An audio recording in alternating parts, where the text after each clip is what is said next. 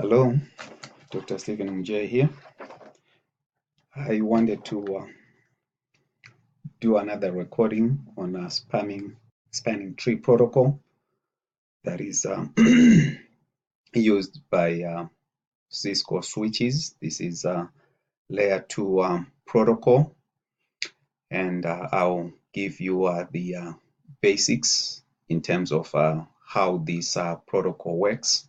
And if we have time towards the end, I'll also demonstrate a few things regarding how this protocol works. Okay, so this is, as you might recall, that switches do broadcast traffic. And to demonstrate that, I'm going to bring this screen right here. Okay, so for example, when this switch receives traffic, it broadcasts it to all the ports that are on that switch. That is switch number 1. So it broadcasts that all the traffic to all the ports except the one that it came in on. Let's say traffic came in on fast Ethernet 1. It goes away. It goes, let's see, from this switch, it goes over there to switch number 3. And then it also goes over to switch number 2. Okay, so when that happens, switch 2 receives the traffic because again, that's a switch. It broadcasts all the if it receives a broadcast, it sends that frame out to all the ports that leads to this switch, to switch number 3. And then when switch number 3 receives that frame, it sends it to all the ports, including this port, which leads back to switch number 1. So what happens now? You notice that this frame right here that has been sent back to switch 1 is going back where it came from. And guess what? When it's received on switch number 1, and switch number 1 will do what it can do best, it will send that frame to all the other switches. Since it came on this port, it won't send it there. It will send it out this way to switch number 2, and switch number 2 sends it all out to that port, sends it this way. And guess what? What's happening now is we are having a loop where that frame is going and going and going, without ending. That can happen when you have several switches that are connected together, or that can happen in situations where you may want some redundancy. Like I have on here, there are 2 cables, 2 connections between switch 10 and switch 11. So what happens is when a frame comes out when a frame comes in on switch 10, it's sent to switch number 11 out this way. And guess what? When switch 11 gets it, it sends that frame to all the ports except the one that it came in on, and that's including this port. So it will send that frame back that way to the switch where it came from. And guess what? Switch 10 will look at that frame, and it will send it out again to all the ports except the one that it came on, including this one. And there we have it. We have another loop that is taking place. So spanning tree protocol kind of helps, when you do want to have your cake, and you want to keep it and eat it at the same time. That's where spanning tree That's what spanning tree can do. What spanning tree can do. And one thing that I'll point out is I know we'll talk about Ether channel. So as of right now, these connections are not bundled together.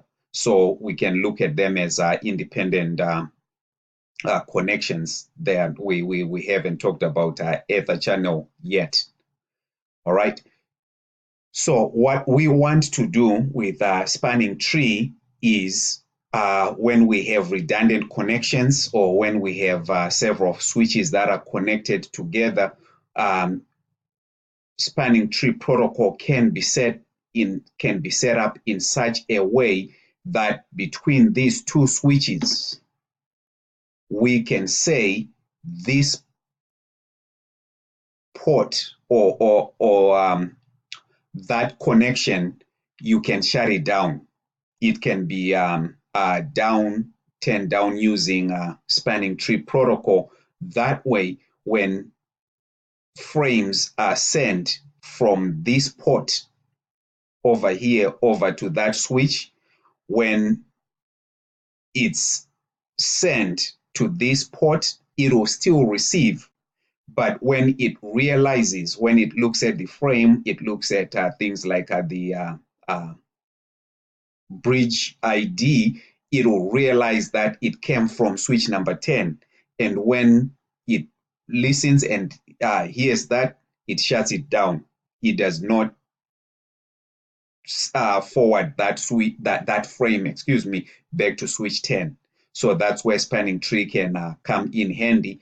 This interface will be down, logically down, and when it's blocked, it's blocking traffic. It's blocking that broadcast traffic or unicast traffic that is intended to go back where it came from.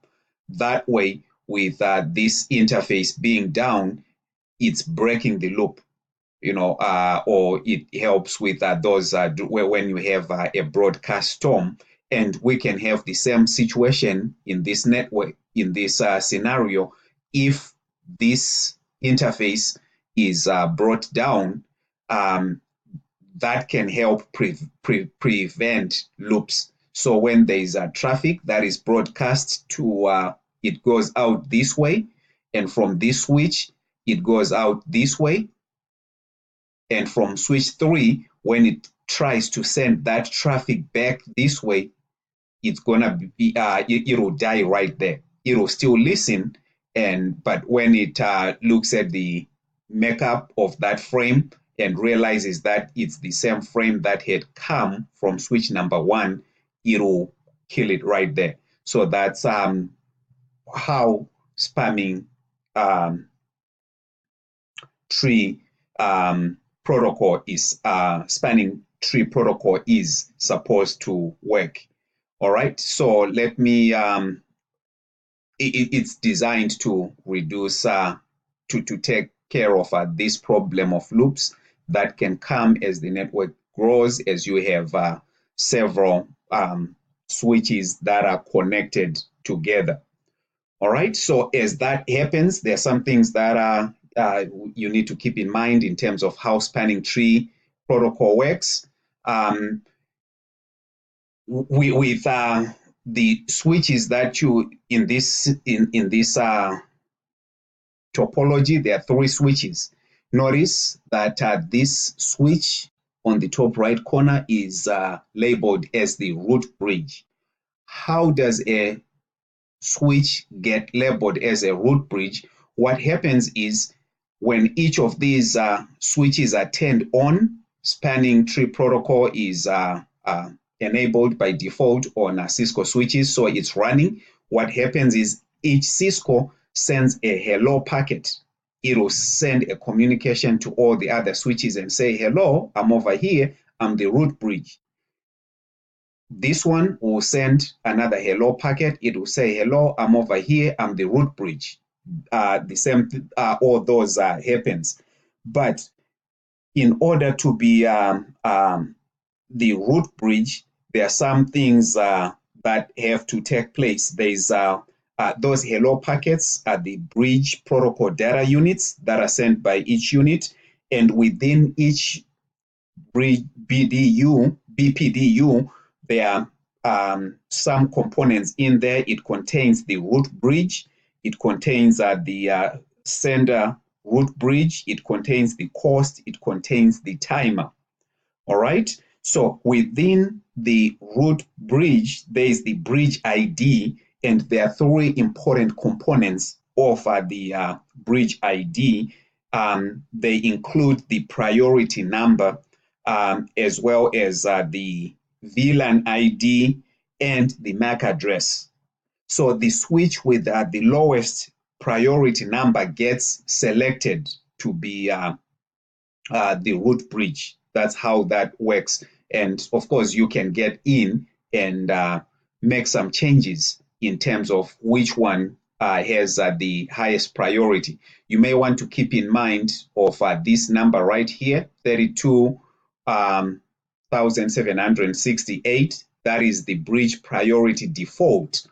And that can be changed. You can change it to a lower number. So the number that has the switch that has the lower priority gets to be the bridge ID, or that becomes the root bridge. All right. So what happens when a switch becomes a root bridge is that all the ports, all the interfaces on that switch becomes designated ports. Okay. In other words, those interfaces, they can send traffic to the other switches.